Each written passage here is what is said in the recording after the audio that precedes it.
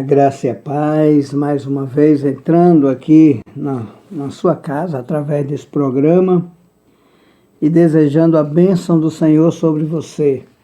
Que seu coração esteja totalmente aberto para receber a palavra de Deus, que você seja sensível à voz do Espírito Santo e que você não ofereça nenhuma resistência à palavra de Deus, que ela possa encontrar um bom terreno onde ela possa ter espaço para germinar, nascer, crescer e dar frutos para a glória de Deus. Eu tinha falado na semana anterior, no programa anterior, que Jesus proclamou seu evangelho com muita clareza, com muita didática, com muita sabedoria. E o primeiro encontro evangelístico dele foi com Nicodemos. Ele exigiu o novo nascimento. A mulher samaritana, logo em seguida, ele disse que ela tinha que beber da água viva se ela quisesse saciar a sua sede. Ao jovem rico, ele disse que ele tinha que ser honesto e abrir o coração e confessar para Jesus as suas limitações, as suas falhas, os seus pecados, e não simplesmente dizer que guardava toda a lei ao ponto de merecer a salvação. E ele disse para Zaqueu: olha, Zaqueu, eu vim salvar pecadores que se reconhecem doentes, perdidos, necessitados, como diz lá em Efésios, mortos em seus delitos e pecados. Então que hoje à tarde, hoje à noite, a palavra de Deus alcance seu coração realmente, tá bom? Tomara que eu seja claro na minha reflexão aqui do Evangelho, mas mesmo sendo claro, eu sei que depende mesmo do Espírito Santo iluminar a minha mente para que eu possa ser claro, mas principalmente a sua mente, para que aquilo que vou falar da palavra possa ser entendido, compreendido, que tenha luz suficiente aí para que você receba a palavra de Deus. Essa é a minha oração, pedindo também a bênção do Senhor sobre sua família. Mas eu queria olhar uma das parábolas de Jesus, porque Jesus usou muitas parábolas também para ilustrar a sua mensagem. Você não vai ver Jesus preocupado com a sua oratória, com impressionar as pessoas com a sua pregação. Essa nunca foi a preocupação de Jesus. A preocupação dele era mais com relação a que as pessoas compreendessem realmente a mensagem do evangelho que ele queria comunicar. E uma das parábolas de Jesus é a parábola do semeador. E eu quero olhar para essa parábola porque ela é muito conhecida. E dando seguimento àquilo que eu falei a semana passada. Olha o que ele diz. Naquele mesmo dia, saindo Jesus de casa, assentou-se à beira-mar. Jesus estava sempre à beira-mar, ou a caminho, ou nos banquetes. Aonde ele estava, ele proclamava a palavra do Evangelho. E diz que ele assentou-se à beira-mar, e grandes multidões se reuniam perto dele, de modo que entrou num barco e se assentou, e toda a multidão estava em pé na praia. Interessante que a multidão era tão grande que comprimia ele, que apertava ele, que ele precisou se retirar num barco para um mais afastado ali da praia, para que ele pudesse falar para a multidão, senão a multidão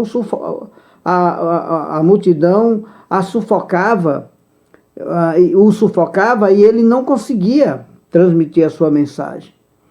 E aí diz que ele então saiu num barco, se assentou nesse barco e a multidão estava em pé na praia. E diz assim, de muitas outras coisas lhe falou por parábolas. E dizia, eis que um semeador saiu a semear. Ao semear, uma parte da semente caiu à beira do caminho e as aves comeram. Outra parte caiu em solo rochoso, onde a terra era pouca, logo nasceu, visto não ser profunda a terra. Saindo, porém, o sol a queimou, porque não tinha raiz, secou-se.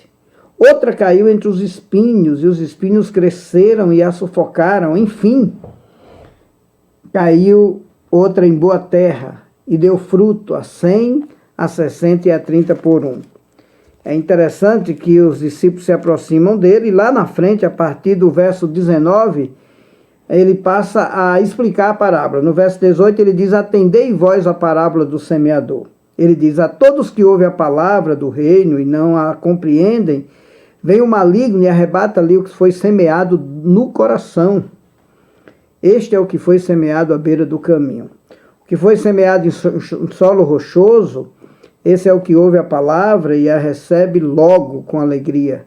Mas não tem raiz em si mesmo, sendo antes de pouca duração, e ele chegando a angústia e a perseguição por causa da palavra, diz aqui o texto, logo se escandaliza.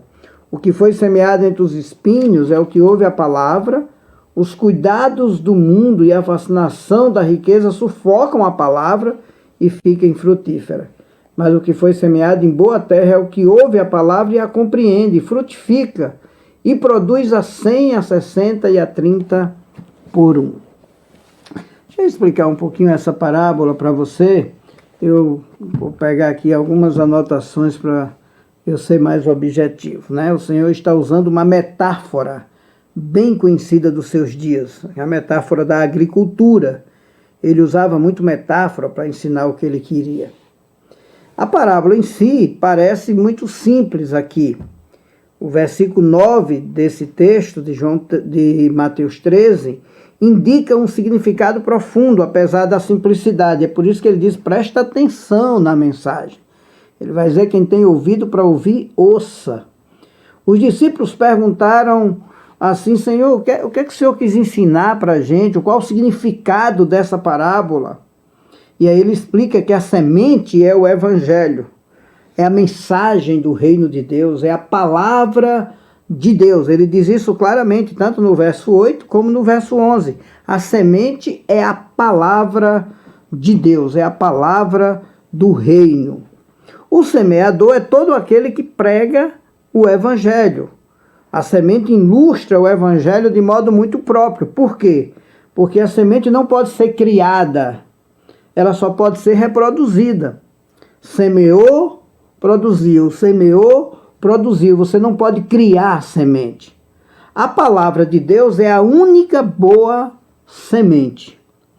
Outra observação é o fruto. A produção do fruto é o objetivo de toda a agricultura. Não é folhas, simplesmente.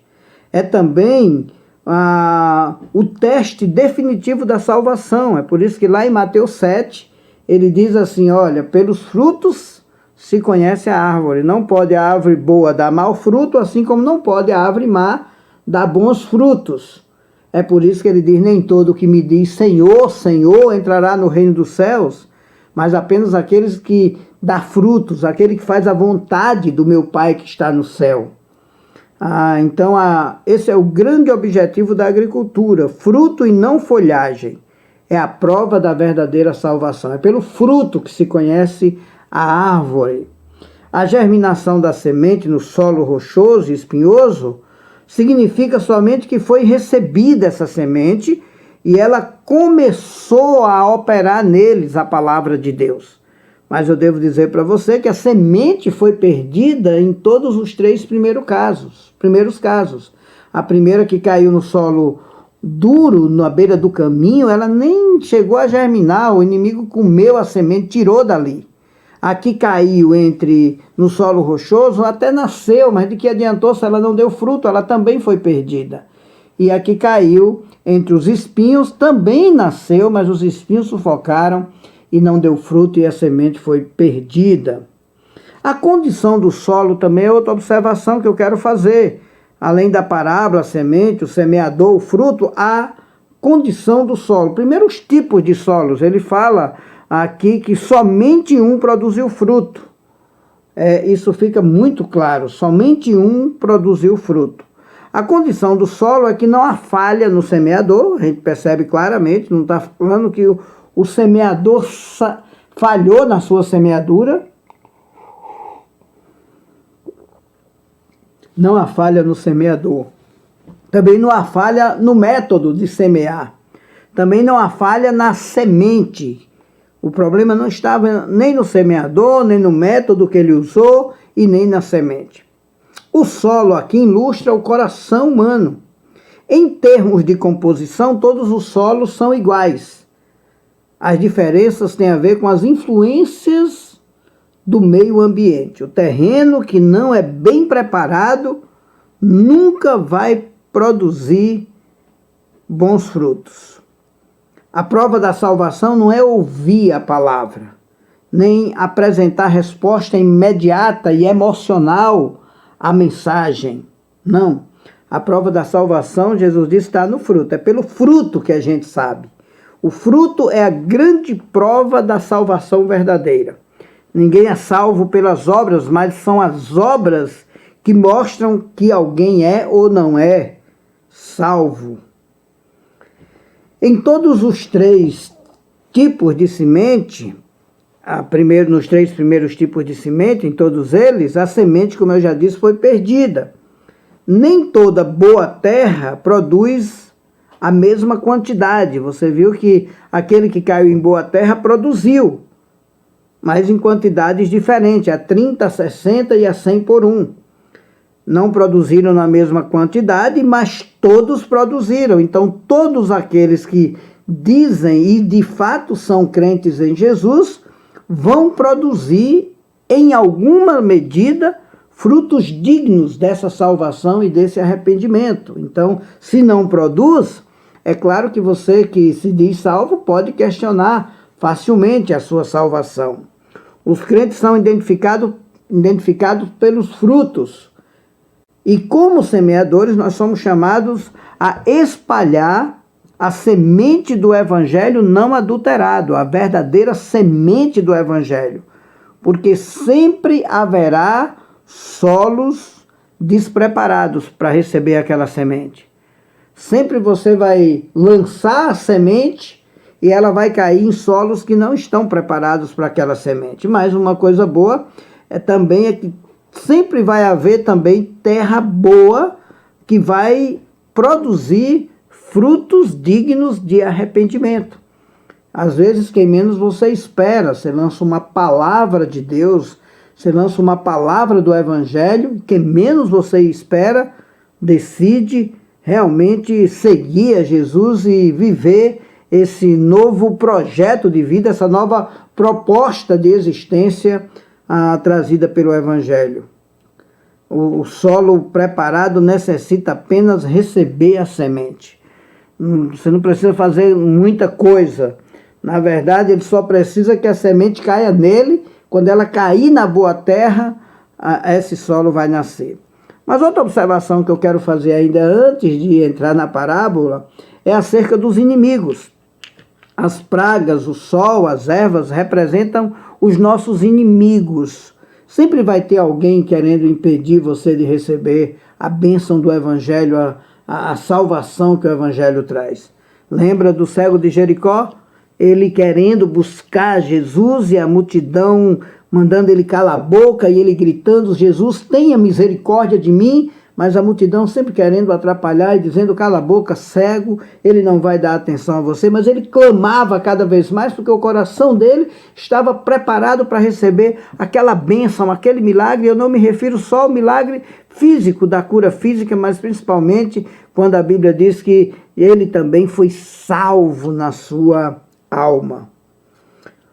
Eu poderia lembrar também de tantas outras vezes o próprio Zaqueu, as pessoas querendo impedir Zaqueu de chegar até Jesus, a multidão querendo atrapalhar, mas ele dá um jeito de subir numa árvore onde Jesus ia passar, porque o coração dele, o solo do coração dele, estava preparado para receber aquela boa semente. Então o solo preparado necessita apenas receber a semente certa, que é a semente do Evangelho. Os inimigos vão estar sempre querendo atrapalhar. O que seriam os inimigos? Jesus diz que é o cuidado do mundo, os cuidados do mundo, a fascinação da riqueza. A Bíblia diz que o mundo jaz do maligno. A Bíblia diz que não ameis o mundo, nem as coisas que há no mundo, porque se alguém amar o mundo, o amor do Pai não está nele. Ele está se referindo ao mundo como esse sistema anti-Deus, esse sistema contra Deus. E ele vai ser sempre um inimigo que vai querer nos atrapalhar, nos seduzir, nos desviar do propósito, desviar a nossa atenção para que a semente da palavra não caia no nosso coração, preparado para que ela venha germinar. A angústia e as perseguições, Jesus vai dizer no verso 6 e no verso 12 aqui de Mateus, que vindo a angústia e as perseguições por causa da palavra, aquele solo que não está preparado, ele fracassa, ele desiste e a semente termina não germinando. As aves aqui figuram maligno. No versículo 1, ou no primeiro solo, a palavra de Deus vai dizer que a semente caiu na beira do caminho, vindo as aves, comeram a semente rapidamente. E é isso que o inimigo faz. Às vezes você até diz, não, hoje eu vou à igreja ouvir a palavra de Deus, e você senta lá, você começa a ouvir, mas você está tão distraído, seu coração está tão duro, que você não se sensibiliza, você não sente o tocar de Deus, o agir de Deus, você não percebe a palavra da graça, da salvação que está vindo até você. E aí o inimigo aproveita para rapidamente tirar aquilo do seu coração, da sua mente, para que ela não venha a nascer e a dar fruto. O maligno está lá no verso 4 e está no verso 9, ele quer tirar a palavra do nosso coração. Mas uma coisa importante é que sempre há convertidos superficiais e de curta duração. Sempre vai haver em qualquer lugar pessoas que tomam uma decisão por emoção, uma decisão precipitada, como aquelas que seguiam a Jesus, que a Bíblia diz que quando Jesus fazia um milagre, as pessoas acreditavam naquele milagre, até porque estava vendo, e eles seguiam a Jesus.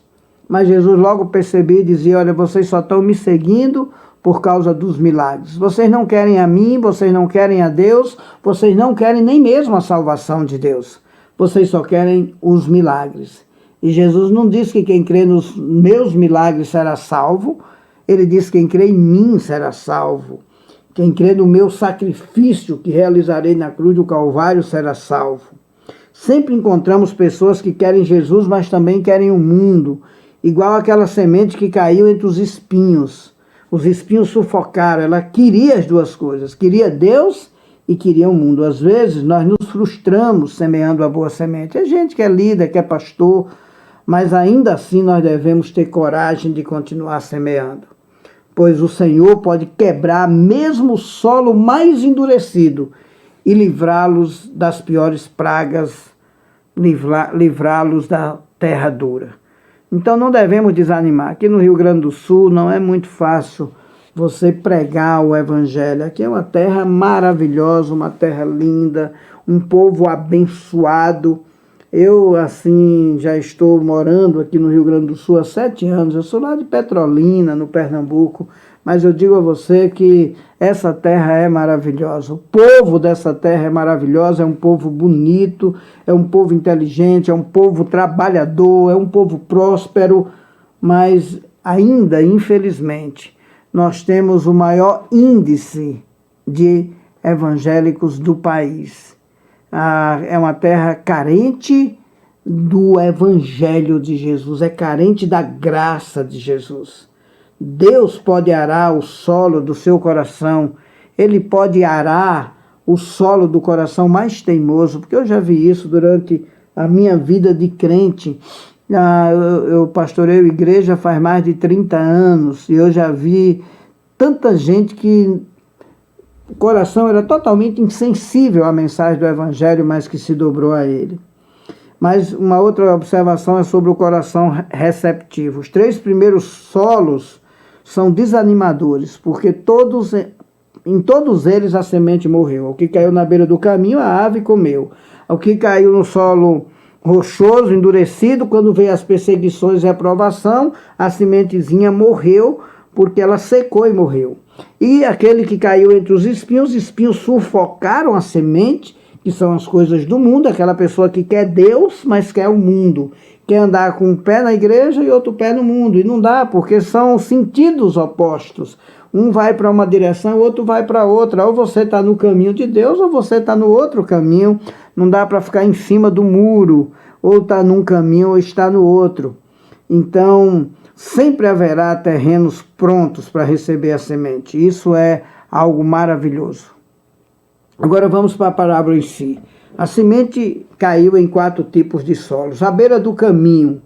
A beira do caminho fala de uma terra não cultivada, não arada, não amolecida. As sementes ficam lá até que as aves ficavam lá até que as aves comessem ou fossem pisadas e destruídas. Essa semente era totalmente destruída. No verso 19, Jesus explicou e disse que aqui fala de um coração insensível, de dura cerviz, um coração apático, indiferente, negligente e até hostil para com a palavra de Deus. Fala de um coração que não quer saber do evangelho. A mensagem bate e volta. Satanás, como ave que espreita o solo, ele tira a semente do coração. O pecado torna o homem insensível. Esse é o coração que não conhece arrependimento, nem culpa, nem se preocupa com as coisas de Deus. É o coração duro, é o coração imprudente, calejado, indiferente, que nunca é quebrantado, nunca é suavizado pela palavra de Deus, nunca é quebrantado pela convicção ou pela tristeza pelos seus erros. Salomão diz que é como o tolo que não quer ouvir. Eu não sei se você se enquadra nesse tipo de coração, mas que sua mente não seja assim, fechada, porque esse coração aqui não quer ser incomodado pelo convite do Evangelho. Muitos têm um coração assim. A palavra de Deus não penetra. Você tem que começar tudo de novo sempre que vai evangelizar uma pessoa assim, porque ele não entendeu nada do que você disse antes. É o coração baseado no que caiu na semente que caiu na beira do caminho, é o coração duro. Mas o outro é o coração que tem pouca terra, versículo 5 e versículo 6 de Mateus capítulo 13, que eu já li, já citei várias vezes. Aqui está falando, não é de um solo pedregoso. Aqui está falando de uma camada de rocha calcária sob o subsolo. Então tem a terra, tem uma terrinha rasa, mas lá no subsolo tem uma rocha calcária. Sem condição de se aprofundar, as plantas geram uma folhagem exuberante logo que nascem. Mas vindo o sol elas morrem, porque não tem profundidade. Sem condição de se aprofundarem, as plantas geram folhagem, mas morrem. Aqui está falando do coração superficial. Aqui ilustra aquele coração raso, impetuoso, superficial, que quer Deus, mas também quer as coisas do mundo. Aliás, ele quer Deus, mas ele não quer se enraizar. Existe uma reação positiva quando você fala o evangelho para essas pessoas, mas não é a fé salvadora. Essa reação virou epidemia, especialmente no século XX. Muita gente que diz que crê em Jesus, que aceita Jesus, que eu agora sou evangélico, e aí virou moda ser evangélico. Mas, na verdade, nunca de fato criaram raízes, nunca se firmaram na palavra de Deus. Isso é frustrante para nós que somos obreiros, pastores. A Bíblia diz, logo murcha diante da perseguição, essa plantinha que nasceu. A marca de um coração superficial é animação sem arrependimento e humildade. Não suporta o clima adverso. É só questão de tempo, seu crescimento murcha, morre e a sementinha desaparece. Então, é esse tipo de solo. Aí tem o solo espinhoso. O solo espinhoso é o solo que tinha boa aparência. Era fértil, agiloso, rico, parecia um solo bem preparado. Mas as raízes fibrosas das pragas que se escondiam no subsolo brotaram e sufocaram a plantação. As pragas sempre levam vantagem, porque elas estão onde florescem naturalmente e suas raízes absorvem a umidade toda. Aqui fala do coração mundano, coração espinhoso, que representa o coração ocupado com as coisas do mundo. Está lá no verso 22. Essa é a descrição perfeita do homem mundano, que vive para as coisas deste mundo. Ele pensa que vai viver aqui para sempre. Seu principal objetivo é a sua carreira, seu carro, sua casa, seu hobby. Para esses, a aparência, prestígio e riqueza são tudo o que há na vida. Eu já vi muita gente assim, você também. Tomara que você não seja assim. Por algum tempo, se parece extremamente com os demais crentes. Ele vem à igreja, participa da igreja, até canta na igreja, às vezes até prega na igreja. Mas nunca produzem frutos. Nunca demonstram o fruto do Espírito, como diz a palavra de Deus. É aquele crente que nunca se comprometeu mesmo com Deus. Aí, quando se afasta, alguém diz, perdeu a salvação. Não, é que ele nunca foi salvo. Quem é salvo não perde a salvação. Aí vem o bom solo. Esse é um solo fofo, ao contrário do da beira do caminho. Esse aqui, sim, é um solo que vai fazer diferença. Esse solo aqui é um solo profundo, ao contrário do solo rochoso. É um solo limpo, diferente daquele que foi infectado pelas pragas. Aqui também fala de uma semente que vai produzir uma colheita maravilhosa. Hoje a gente encontra muitas pessoas com esse tipo de coração. Uns dizem assim, pastor, não sou crente porque meu coração não pede. Mas a Bíblia diz que enganoso é o coração, mais do que todas as coisas. Não siga seu coração, querido. Outros dizem, há muitos caminhos para Deus, mostrando o solo do seu coração. Não há muitos caminhos para Deus, só há um. Jesus disse, eu sou o caminho, e ninguém vem ao Pai senão por mim. E há um só Deus e um só mediador entre Deus e os homens, e debaixo do céu não tem outro nome dado entre os homens, pelo qual importa que sejamos salvos. Ou então é daquele tipo de coração solo, que diz, eu sou uma pessoa boa. Jesus disse, e Paulo também vai dizer que não há nenhum bom sequer, todos pecaram e destituídos estão da glória de Deus. Ou então aquele que diz, eu sigo o caminho que eu acho melhor, pastor. Mas Jesus não disse para você seguir o caminho que acha melhor. Ele disse que há caminhos que ao homem parece ser bom, mas no final é caminho de morte. Siga o caminho de Jesus. Então, meu querido, abra o seu coração, tire a pedra da incredulidade. Jesus disse, vinde a mim todos que estáis cansados e sobrecarregados, e eu vos aliviarei. Jesus também disse, estou à porta e bato, se alguém ouvir a minha voz e abrir a porta, entrarei no seu coração, terei comunhão com ele e ele comigo. Tire a pedra da indiferença, tire a pedra da incredulidade, tire a pedra da carnalidade, de querer viver só para si mesmo, negue-se a si mesmo, tome dia a dia a sua cruz e siga Jesus. Tire a pedra da vaidade, do vício, arrependa-se dos seus pecados. Tira a pedra da ambição, de querer viver apenas para juntar tesouros nessa terra, porque aqui tudo passa e você não vai levar nada para lá. Você pode até construir, você pode até amontoar em volta de si um patrimônio que seja para a glória de Deus, que seja para repartir, para abençoar outras vidas. Tira a pedra do mundanismo. Você quer seguir a Deus, amar a Deus e amar o mundo. A Bíblia diz que quem amar o mundo, o amor do Pai não está nele. A Bíblia diz, não vos conformeis com este século, com esse mundo, mas transformai-vos pela renovação da vossa mente, para que experimenteis qual seja a boa, agradável e perfeita vontade de Deus. Meu querido, seu coração é fértil. Seu coração é fértil. Se a semente da palavra de Deus cair aí, ela nasce, ela cresce, ela dá fruto, ela frutifica. Para frutificar é preciso que ela caia num bom solo, um solo preparado pelo Espírito Santo que vai na frente e prepara. Para que essa semente caia, germina e ela possa se enraizar, porque se não tiver raiz, não vai dar fruto. Na verdade, se não tiver raiz, até as folhas que derem vai secar, vai desaparecer, vai ser vazio, vai ser nada. É preciso raízes bem fundamentadas nessa palavra de Deus.